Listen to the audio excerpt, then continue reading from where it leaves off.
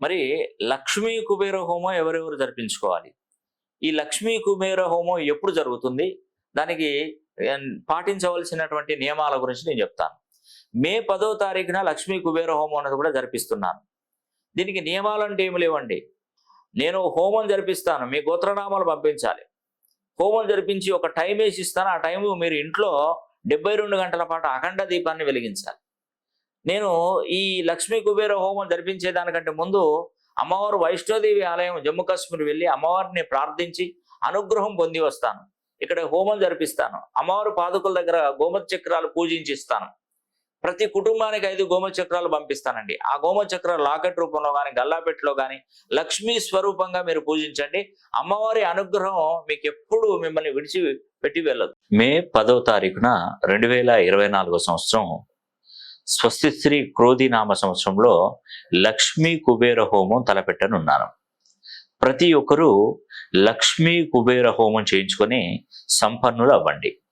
మీ గోత్రనామాల పైన జరిపించిన హోమానికి సంబంధించిన వీడియో చిత్రీకరించి మీ వాట్సాప్ నెంబర్లకు పంపించబడుతుంది. లక్ష్మీ కుబేర హోమం జరిపించుకోవడం వలన కలిగేటువంటి ప్రయోజనాలు: మొట్టమొదటి ప్రయోజనము, రుణ బాధల నుండి శాశ్వత విముక్తులవుతారు. వ్యాపారాలు చేస్తున్నటువంటి వారికి కోట్లలో వ్యాపార అభివృద్ధి జరుగుతుంది. ఇంట్లో ఎప్పుడూ ధనానికి ఎలాంటి లోటు కూడా ఉండదు. ఉద్యోగాల కోసం ప్రయత్నిస్తున్నటువంటి వారికి ఉద్యోగ ప్రాప్తి తప్పనిసరిగా ఉంటుంది. విదేశాలకు వెళ్ళాలనుకుంటున్నటువంటి వారు వారి కళ నెరవేర్చుకోవడం జరుగుతుంది. మనం ఇచ్చినటువంటి డబ్బు తిరిగి రావడానికి కూడా చాలా ఉపయోగపడుతుంది. అదేవిధంగా శత్రు వినాశనం జరిగి వ్యాపారాభివృద్ధి జరగడం, నరదృష్టి నుండి కూడా శాశ్వత విముక్తి అనేది లభిస్తుంది. ఆటంకాలు అవుతున్నటువంటి పనులు త్వరగా జరగడం మనకు మంచి చక్కటి వేళ విశేషం. వాహన యోగం, సొంత గృహ నిర్మాణ యోగం కలుగుతుంది. మీ పిల్లలు చదువులో ముందంజలో ఉంటారు.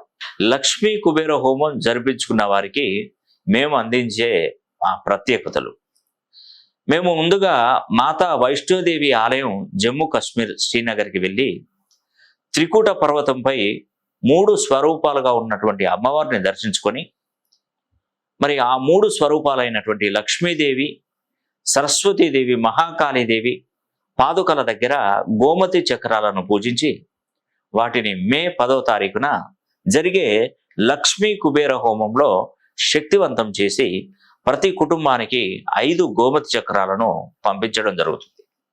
వాటిని మీరు సంపద కొరకై వ్యాపార సంస్థల్లో కానీ, గల్లా పెట్టెలలో కానీ, డబ్బు దాచుకునేటువంటి బీరువాల్లో కానీ, దేవుడి గదిలో ఉన్న కుంకుమ భరణిలో డబ్బాలో కానీ, లేదా వాటిని లాకెట్ రూపంలో కుటుంబ సభ్యులందరూ కూడా ధరించవచ్చు. చదువుకునే పిల్లలకు చదువులో ఏకాగ్రత పెరుగుతుంది.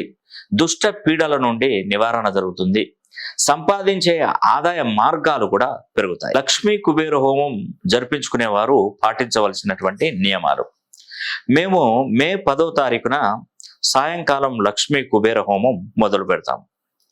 మీకు ఇచ్చినటువంటి స్లాట్ ప్రకారం ఆ టైంలో మీ గోత్రనామాల మీద హోమం జరుగుతుంది.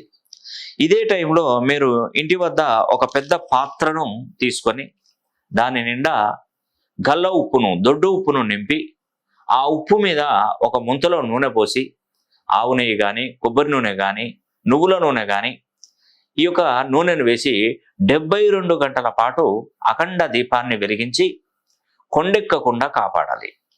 అప్పుడు మీ ఇంట్లో లక్ష్మీదేవి ప్రసన్నం అవుతుంది. ఇది నర్మదా నది పుష్కర కాలంలో జరగడం అనేది 1000 గజకేసరి యోగాలతో సమానంగా ఉంటుంది.